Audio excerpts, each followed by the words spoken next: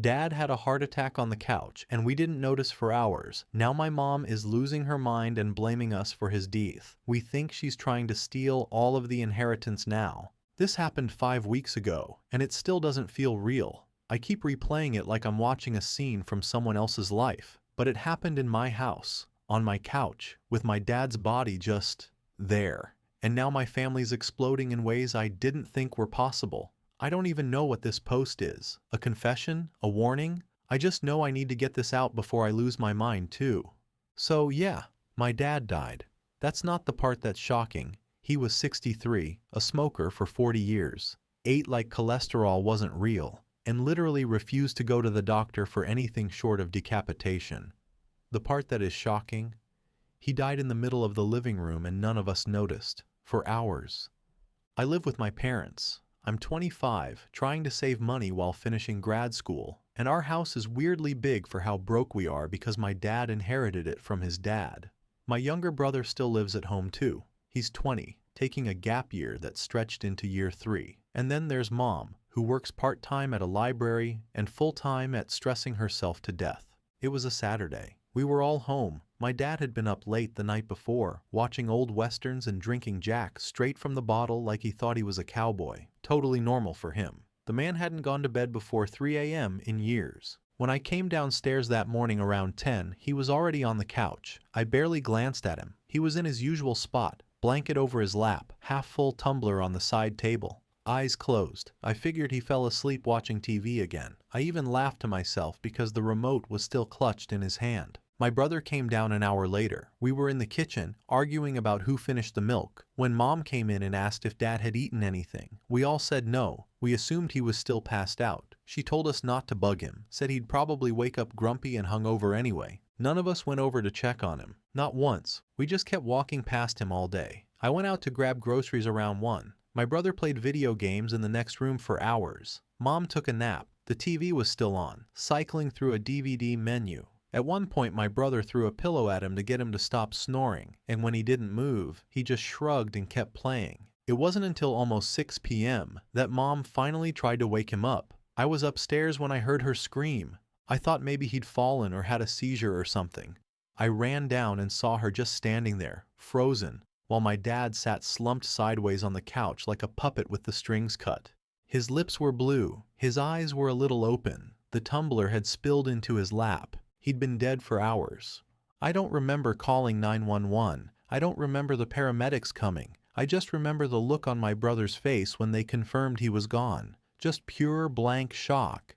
But that's not even what's been eating at me. What's killing me now is what happened after. Because my mom snapped. At first I thought it was just grief. Understandable, right? Your husband of 30 years dies on the couch and nobody notices. But it went way past that. She didn't cry. She didn't mourn. She started pacing, muttering under her breath about, "How could you let this happen?" And he was sitting right there.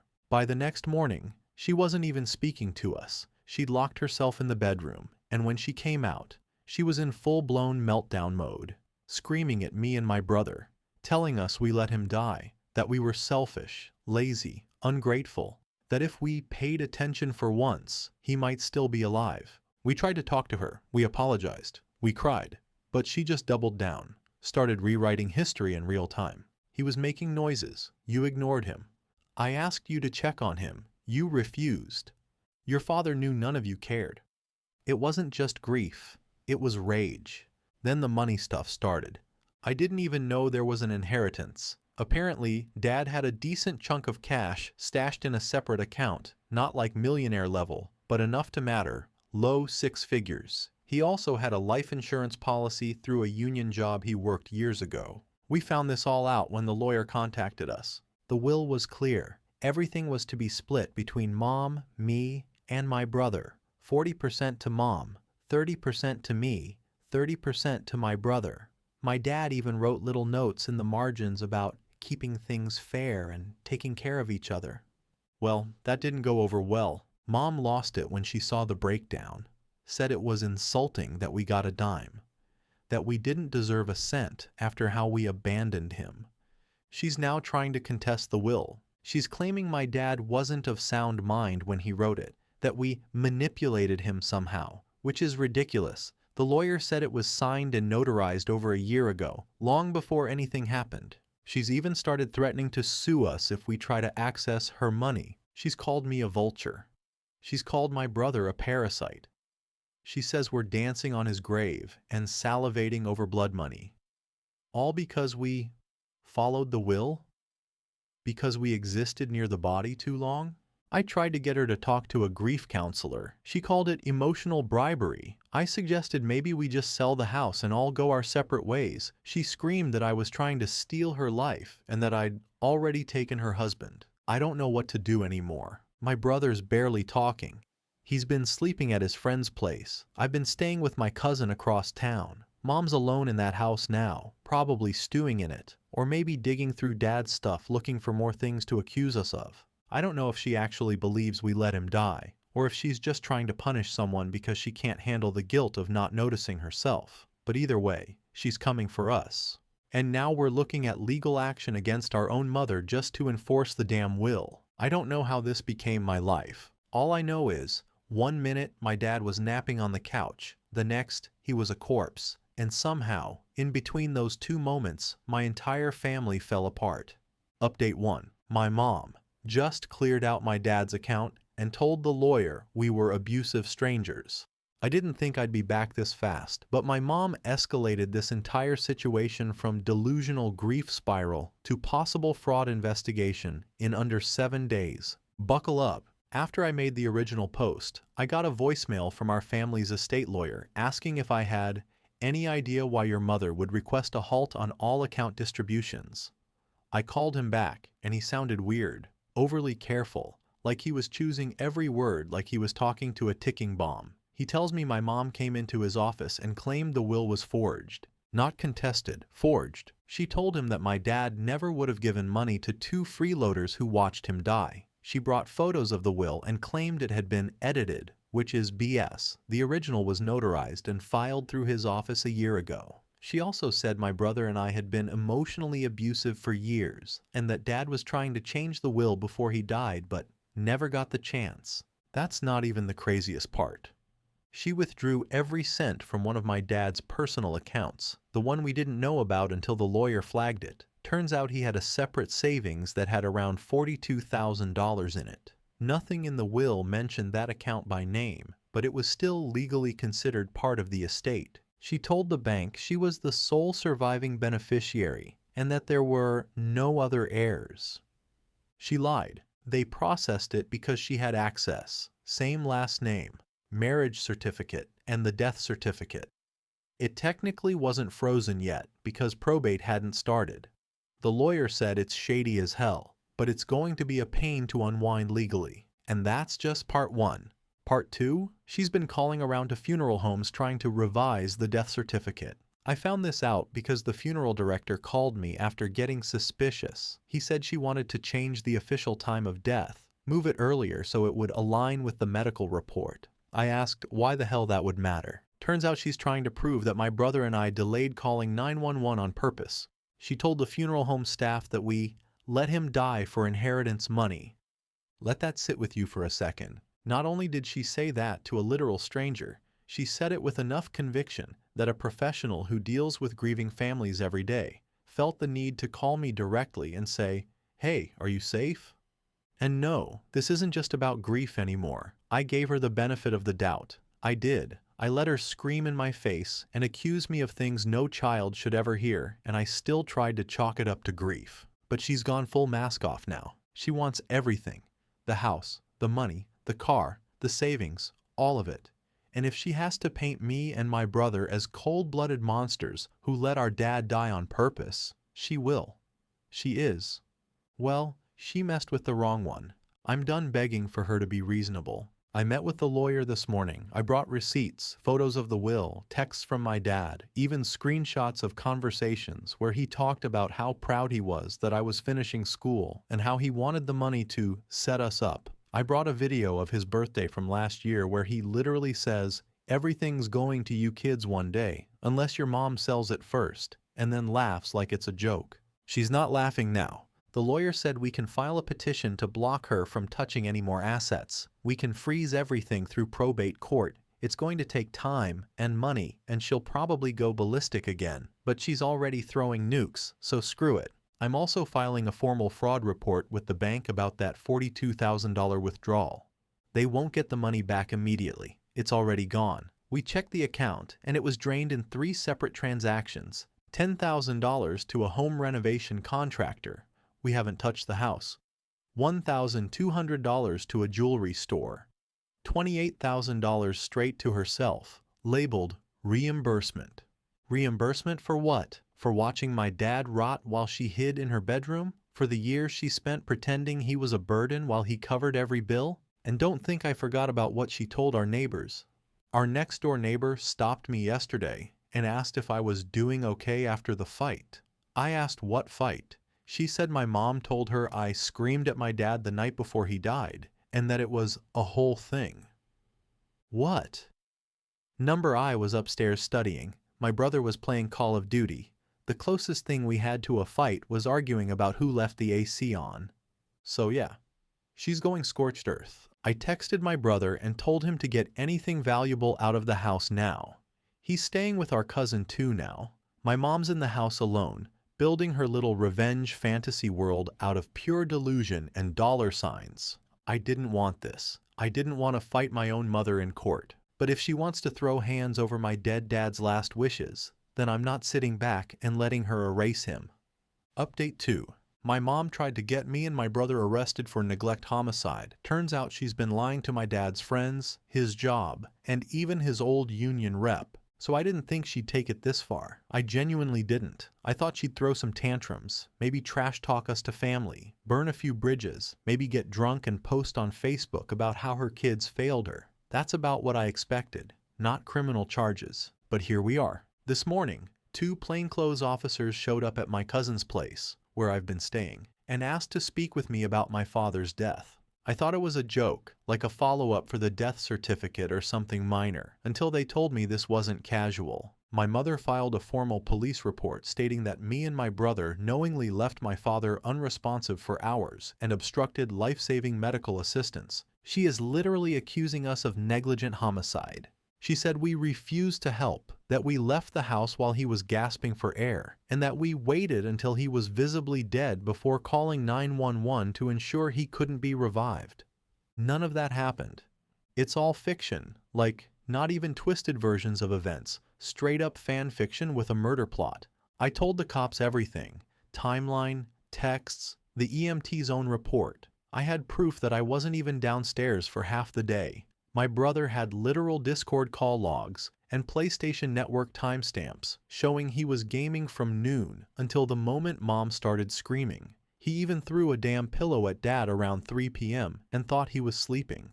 The cops weren't hostile, thank God. They seemed embarrassed to even be there. One of them said, off the record, "We get called into a lot of wild family drama. This one's something else." They took statements and said they didn't see grounds for any charges, but they had to document it now because of the formal report.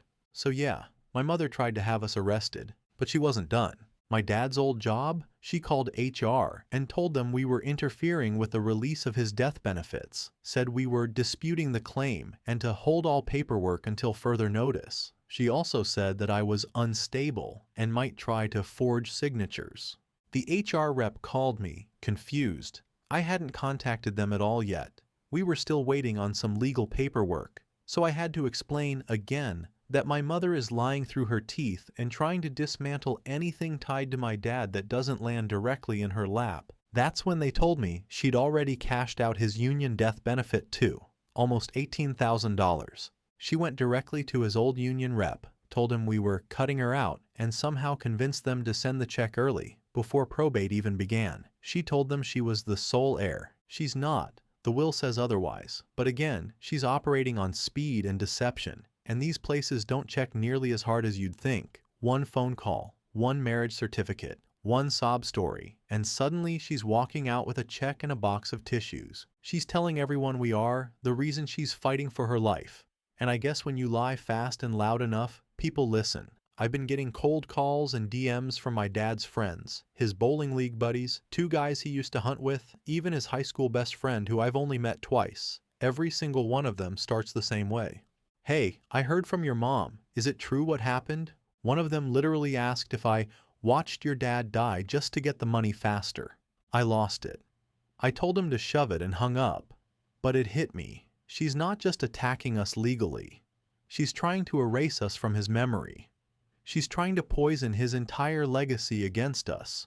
So when she's left standing with the house and the cash, everyone claps. She wants to be the widow who was betrayed by her own children. But I'm not letting that happen. We've now filed our own motion in probate court to have her temporarily removed as a state executor due to misconduct, fraud, and willful misrepresentation. We submitted bank records, voice recordings. Yep, I've started recording every single interaction, and even the call log from the funeral home director who flagged her.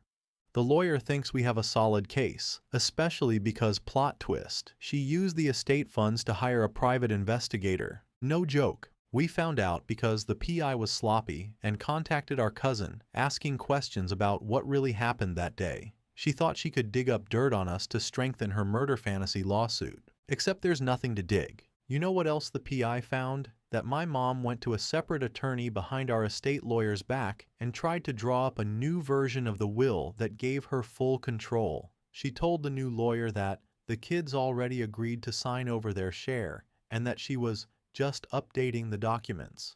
She never told us, never even asked. When that lawyer asked for proof, she ghosted him. But he called our original attorney just to be safe, which is the only reason we know.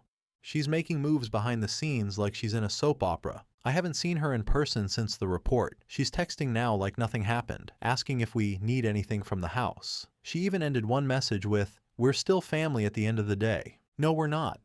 Family doesn't try to put you in prison and rewrite your dead father's will with a Sharpie and a fantasy novel in their head. We've got another hearing coming up next week. I'm prepared to bring everything. Full receipts, timestamps, photos, audio. Every lie she's told is getting dragged into daylight. She thinks she's the only one who can play dirty. She thinks because we're the kids, we'll just back down. Not a chance. She doesn't get to take his memory and twist it into a weapon. She doesn't get to cry widow tears while spending his life insurance on contractors and jewelry. This isn't grief anymore. It's greed. It's hate. And I'm going to burn it all down in court if I have to. I'll post again after the hearing. One way or another, this woman is not getting away with what she's trying to pull. Update 3. She showed up to court in a funeral dress and claimed we tortured our dad. I played the audio of her bragging about stealing the union check. If you told me 6 months ago that I'd end up playing secret recordings of my own mom in probate court, like I was in a courtroom drama, I would have laughed in your face. But yesterday, I sat across from her in a full black funeral dress, fake tears, the whole act, while I pressed play on a clip of her literally saying, "I'll take every penny and leave those little bastards with nothing." Yeah, it was that kind of day. Court was scheduled for 9 a.m. My brother and I got there early with our lawyer and about 400 pages of printed receipts, bank statements, texts, and timeline breakdowns. My cousin came too, as a character witness, and because he's the only adult in our extended family who hasn't tried to pick a side based on emotion. Our mom walked in 25 minutes late, wearing a black dress like she was walking into a fresh funeral, makeup streaked, lace gloves, the whole performance. Her boyfriend, yeah, forgot to mention that part, came with her, acting like he was her emotional support dog. He was there at the house 2 weeks after my dad died, apparently, and we now have a strong suspicion he's the one who helped her move the $42,000 around. She sits down with her lawyer, who honestly looked like she wanted to be anywhere else. You could feel the tension in the room before anything even started. The judge opened with a review of the motion to suspend her control over the estate based on misconduct and intentional misrepresentation. Her lawyer opened aggressively, accusing us of emotionally and physically neglecting the decedent and creating a trauma environment that caused our father's death. I wish I were joking. She claimed we ignored cries for help, mocked his symptoms, and plotted to abandon him for financial gain. Not even kidding. She used the word plotted. My mom sat there with her head tilted like she was the victim of war crimes. Then it was our turn. Our lawyer calmly laid out the timeline, brought up the inconsistencies, explained how my mom accessed accounts without notifying the estate attorney, submitted falsified receipts, and misled a union representative to gain early access to the $18,000 death benefit. Then she said, "We have audio." The room got dead silent. I pulled out my phone, opened the app, and played a clip I'd recorded 3 weeks earlier when she left a message on my brother's voicemail, not realizing it picked up her bragging in the background to someone else. Her exact words were, "They don't know about the other account yet. I'll get the rest before they figure it out. Their names are on the will, sure, but guess who's in the house? Me. And then laughing. We followed it up with another clip, one of her on speakerphone telling me, "You know damn well your father only put you on the will to shut you up. He told me I could do what I wanted after." The judge just stared at her. Her lawyer looked like she wanted to die. My mom?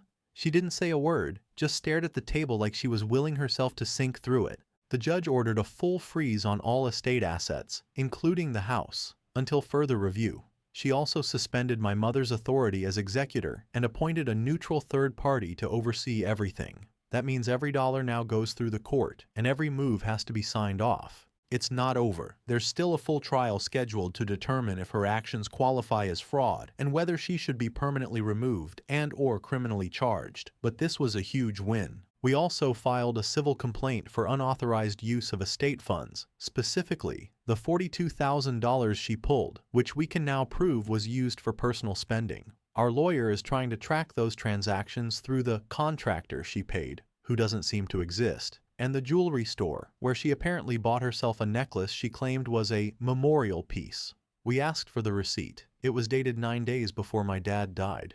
Oh, and about the boyfriend. He tried to speak during court.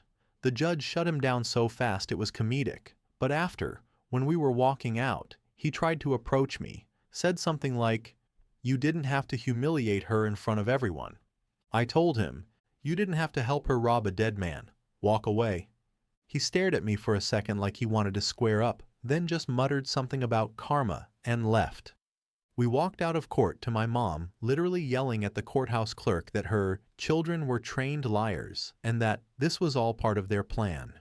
Everyone in the hallway heard it. No one cared. Since then, my brother's gone completely no contact. He blocked her on everything. My cousin changed the locks at his place just in case she tries to show up again. I've been keeping everything documented, saved, and backed up to 3 separate drives because at this point I wouldn't be surprised if she faked an email chain and tried to say I stole something. We also got word that she called my dad's old boss and told him my brother had a drug problem and was mentally unwell. He's never even smoked a cigarette. She's out here building fake backstories for us, like we're villains in a Netflix docu-series. She wanted to put us on trial. She ended up putting herself on blast. Trials in 6 weeks. Update 4. We won in court. She screamed, "I hope you die like he did," in front of the judge. Now she's been locked out the house, and the sheriff had to escort her off the lawn while she tried to break the mailbox. She's out. No money, no house, no control over the estate, no authority over anything tied to my dad. Not even the right to claim grieving widow in public without looking like a total clown. Let me walk you through how this unhinged finale went down. So trial day finally arrives after 6 weeks of silence from her side. No threats, no texts, no Facebook rage posts, which, yes, I was screenshotting just in case she snapped again. She ghosted everyone. We figured maybe her lawyer told her to sit down and shut up for once. Turns out she was just saving the fireworks for her big entrance. She came to court wearing my dad's old leather jacket. I am not kidding. She stood in front of the judge wearing the jacket of the man she spent months lying about, stealing from, and throwing under the bus. She looked like she was cosplaying grief, and she looked proud of it. The first 20 minutes of the hearing were just a recap of everything we already laid out in the previous session. The forged will claims, the unauthorized withdrawal of estate funds, the fraudulent statements to the union, and the voicemail where she literally said she was going to bleed the account dry before the boys knew what hit them. Then came the bombshell from our side. Our lawyer got access to the missing contractor records from the $10,000 renovation charge. Guess what the contractor invoice said? Interior painting, 2 rooms, strip wallpaper, replace curtain rods, install dimmer switch. She used estate money to remodel her bedroom. 2 weeks after my dad died, not even lying about it at this point. just bold-faced "screw you" spending. We also found the necklace she claimed was a memorial piece. She wore it to court. Receipt from a high-end boutique dated 9 days before he died, with a matching pair of earrings she told the court were his last gift. We proved they weren't. That was the beginning of the end. Her lawyer started squirming. Then came the big swing. She asked for leniency based on mental duress and grief instability. The judge, and I will never forget this moment, leaned forward and said, "Grief does not entitle you to commit fraud." Then she stood up, interrupted the judge, said loudly, "I did what I had to do because they didn't deserve anything. They let him die. They watched him go cold. I was the only one who loved him." Judge told her to sit down or she'd be held in contempt. She didn't sit down. She looked straight at me and my brother and screamed, "I hope you die like he did in pain," and ignored. Court officers literally had to walk her out. Judge ruled in our favor on every single count. Full control of the estate is now permanently removed from her. She's being held civilly liable for the money she withdrew, all $42,000. The union has been notified and may pursue their own case for the falsely claimed death benefit. She is banned from entering the house, which now falls under my brother's and my shared ownership. She was referred to a financial crimes unit to investigate whether she knowingly filed false claims across multiple entities. It was the most surreal and satisfying moment of my life. Afterward, outside the courthouse, she tried to spin it like we had manipulated everything. Told a local news crew, who was there covering an unrelated trial, that her sons forged documents to rob her of her dead husband's legacy. The reporter ignored her. The cameraman laughed. Now for the final cherry on top. She showed up at the house last night. We knew she might. We'd already changed the locks. We'd notified the sheriff's office. We were ready. She parked in the driveway like she still lived there. Tried to unlock the door. Couldn't. Then she started kicking the bottom of the screen door like that was going to do something. When that didn't work, she ripped the mailbox open and started tearing up the mail. The cops showed up 10 minutes later. We didn't even have to call. A neighbor already did. They escorted her off the property while she screamed that she was being erased. She tried to quote some obscure real estate law to justify standing on the lawn. The officer told her to get in the car or she'd be trespassing. She left, eventually. Haven't heard from her since. No apology, no attempt to walk it back, just silence now. We changed the mailbox, got a ring cam, filed a no-contact order just to be safe. She's blocked on every phone, email, and social. The house is quiet again. My dad's photo is back on the mantle. His jacket is where it belongs, in the hall closet, not on the back of a liar playing dress-up in court. Me and my brother spent the night watching his favorite old westerns, the same ones he died watching. We opened a bottle of Jack and poured out 2 glasses, one for him, one for us. We earned it. To anyone reading this who's ever been gaslit by a parent into thinking you're the villain in your own story, you're not. You're just the first one who stopped pretending the house wasn't on fire. Thanks for riding this hell ride with me. I'm logging off for now.